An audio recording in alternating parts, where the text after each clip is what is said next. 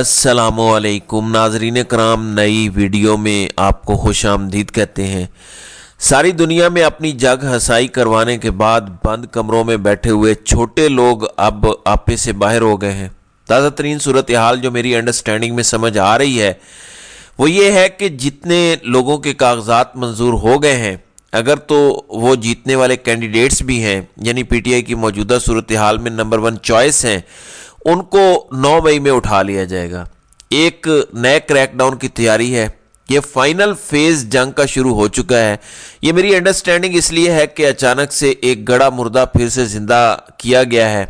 بڑے عرصے سے عمران خان کے توشہ خانہ کیس، نیب کیس، فلاں کیس چل رہا تھا، لیکن اچانک سے 9 مئی کے مردہ گھوڑے میں پھر سے جان ڈالنے کی کوشش کی گئی ہے۔ کل پی ٹی وی پر باقاعدہ ڈاکومنٹری چلائی گئی۔ یہ ان پریسیڈنٹ ہے۔ اس میں باقاعدہ جسٹیفیکیشن دی جا رہی ہے کہ کیونکہ یہ ایک دہشت گرد جماعت ہے تو یہ کیسے ایکسپیکٹ کیا جا سکتا ہے کہ ان کے کاغذات منظور ہوں گے۔ پاکستان کی تاریخ میں وہ کیا گیا ہے جو پہلے کبھی نہیں کیا گیا۔ کسی بھی الیکشن سے پہلے باقاعدہ ایک سیاسی جماعت کو سرکاری ٹی وی پر اس طرح سے نشانہ بنایا گیا ہو، یہ کبھی بھی نہیں کیا گیا۔ یہ ان پریسیڈنٹڈ ہے، ورنہ آج سے پہلے جب مہینہ ڈیڑھ مہینہ رہ جاتا تھا تو تمام جماعتوں کے پرائیویٹ چینل اور سرکاری چینل پر اشتہارات چلا کرتے تھے، تمام کو باقاعدہ کمپین کرنے کا موقع ملتا تھا۔ کل پی ٹی وی پر کہا گیا کہ سانیہ 9 مئی میں کی ذمہ دار سیاسی شرپسند پارٹی کس منہ سے لیول پلینگ فیلڈ مانگ رہی ہے؟ کیا غنڈہ گردی، بد امنی، دہشت گردی، جلاؤ گراؤ، لوٹ مار میں ملوث افراد کو بھی لیول پلینگ فیلڈ ملنی چاہیے؟ کیا شہداء کی یادگاروں کو سر عام نظر آتش کرنے والے انتشاریوں کو وہی لیول پلینگ فیلڈ ملنی چاہیے جو کسی سیاسی جماعت کو ملتی ہے؟ یہ ان پریسیڈنٹڈ ہے۔ پاکستان کی تاریخ میں یہ کبھی نہیں ہوا۔ یہ کیوں کیا جا رہا ہے؟ یہ محض عمران خان کو بدنام کرنے کے لیے نہیں کیا جا رہا کہ اچانک سے بند کمروں میں پھر سے دماغ خراب ہو گیا ہے۔ 9 مئی کو جو کچھ انہوں نے عوام کے ساتھ کیا ہے، اس کے بعد عوام تو تسلیم نہیں کرتی کہ اس میں عمران خان نے کچھ غلط کیا یا عوام نے کچھ غلط کیا۔ اگر کچھ شرپسندوں نے کچھ غلط کیا ہے تو ان کو ضرور سزا دیں اگر کوئی ثبوت ہیں، لیکن 9 ماہ میں کوئی ثبوت بھی نہیں ہے کہ کسی کو باقاعدہ کسی سویلین عدالت سے سزا مل سکتی ہو۔ اگر ثبوت نہیں ہے تو پھر کرنا کیا ہے؟ صورتحال یہ ہے کہ دوبارہ سے 9 مئی کا زور لگا کے لوگوں کو پھر سے اٹھانا ہے، گرفتار کرنا ہے، کیونکہ لندن پلان کے مطابق تحریک انصاف الیکشن 2024 میں نہیں ہوگی۔ لندن پلان یہی ہے۔ اب تحریک انصاف موجود ہے، بلے کا نشان نہیں ہوتا تو چھوٹی پارٹیاں بے شمار ہیں، ان میں سے کسی پارٹی کے تحت سارے لڑ لیں گے۔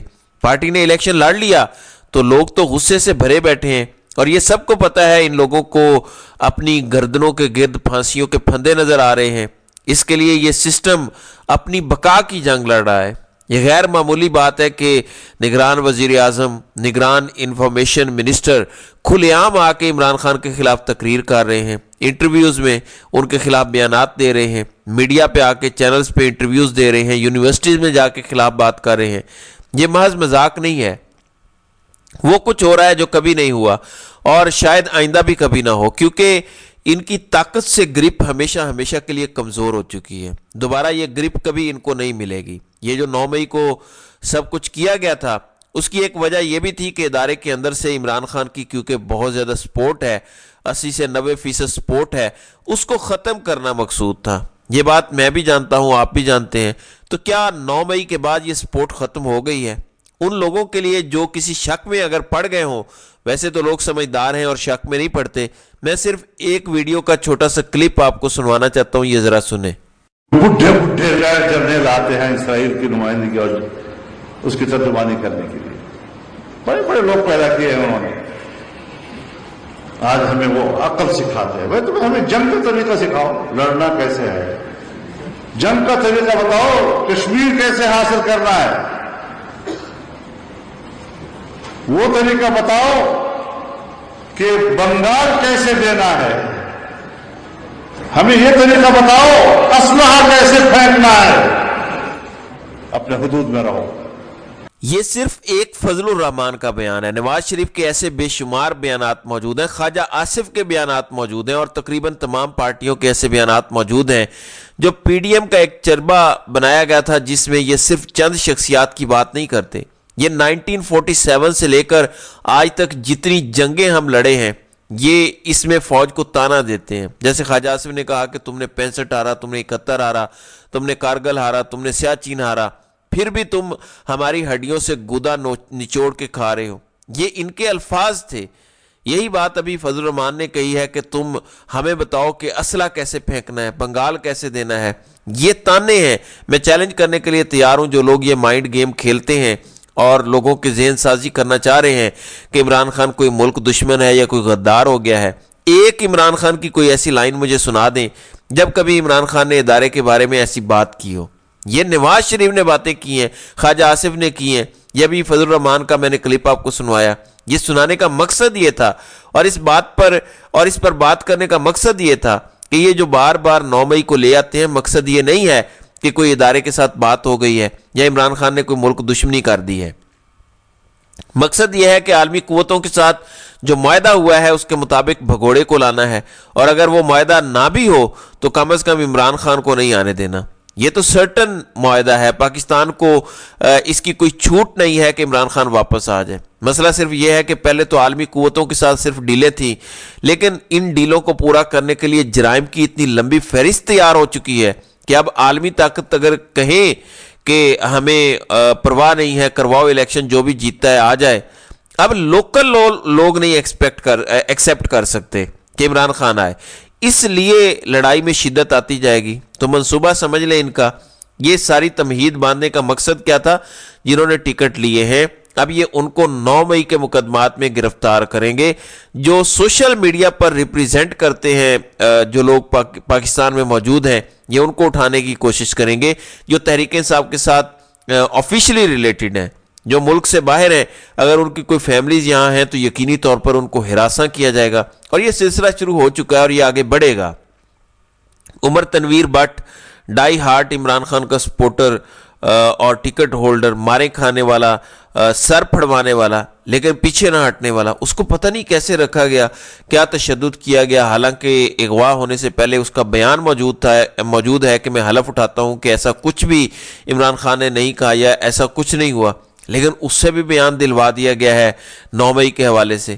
تو یہ ایک بیانیہ کھڑا کیا جا رہا ہے اور کریک ڈاؤن کا ایک نیا سلسلہ شروع ہوگا، لیکن آپ نے گھبرانا نہیں ہے، یہ ان کی آخری چال ہے، کیونکہ صرف 1 مہینہ رہ گیا ہے، وقت کم، مقابلہ سخت ہے۔ پوری قوم پہ نیب کے کیسز تو بنا نہیں سکتے، پوری قوم پہ توشہ خانہ کے کیسز تو بنا نہیں سکتے، لیکن 9 مئی میں جس کو دل کرے ڈال دو، پی ٹی آئی کا جو نام بھی منہ سے نکال دے اس کو ڈال دو، اور اس طرح کر کے یہ لوگوں کو اندر ڈالیں گے، ماریں گے، ان سے پارٹیاں چھڑوائیں گے، ٹکٹ مسترد کروائیں گے، کاغذات واپس لینے پہ مجبور کریں گے۔ اب یہ فیز شروع ہونے والا ہے، لیکن اس کا وقت بڑا کم ہے۔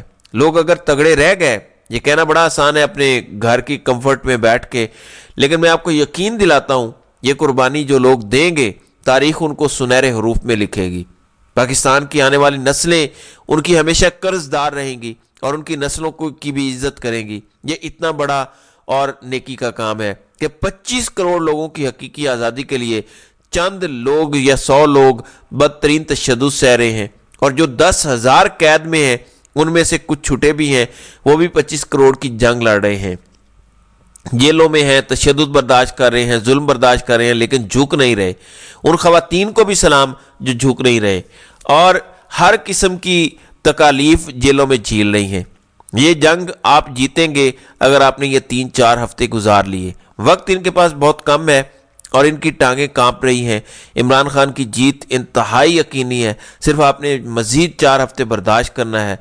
جہاں اتنا ظلم برداشت کیا ہے، اب الیکشن کمیشن نے ایک بہت ہی مجرمانہ طریقے سے سپریم کورٹ میں جواب جمع کروایا لیول پلینگ فیلڈ کیس میں۔ ان کا کہنا ہے کہ عمران خان تحریک انصاف کے 76% لوگوں کے کاغذات منظور ہوئے۔ اب یہ چلاکی کی ہے کہ دیکھیں اگر ہم نے زیادہ مسترد کرنے ہوتے تو 76% تو مسترد ہوتے۔ ساتھ ہی سپریم کورٹ سے یہ درخواست کیا کہ پی ٹی آئی کی جانب سے جنہوں نے یہ درخواست دی ہے اس کو جرمانہ کیا جائے کہ election commission level playing field نہیں دے رہا۔ ناظرین اکرام، جہاں 1000 لوگوں نے نومینیشن پیپر جمع کروانے تھے، وہاں 2500 نے پیپرز جمع کروائے ہیں۔ اس 2500 میں سے اگر آپ 500-700 ریجیکٹ کر دیں جو کہ مین امیدوار ہیں، 500 ہی ہوتے ہیں یا 900 ہوتے ہیں، تو آپ نے مین سارے امیدوار تو ریجیکٹ کر دیے، تو ٹیئر 2 ٹیئر 3 ٹیئر 4 کے اگر آپ نے کاغذات منظور کر لیے ہیں تو یہ کون سا کارنامہ ہے؟ اور اس کی وجہ بھی میں آپ کو بتاتا ہوں، اس کی وجہ بھی صرف ان کی نااہلی ہے۔ ان کا سارا فوکس ان لوگوں پہ تھا کہ کون کون ٹاپ میں ہے ہر علاقے میں، لسٹیں بنی ہوئی تھیں، بند کمروں میں سے پہنچا دی گئی تھی آروز کو، تو انہوں نے ریجیکٹ کر دیے۔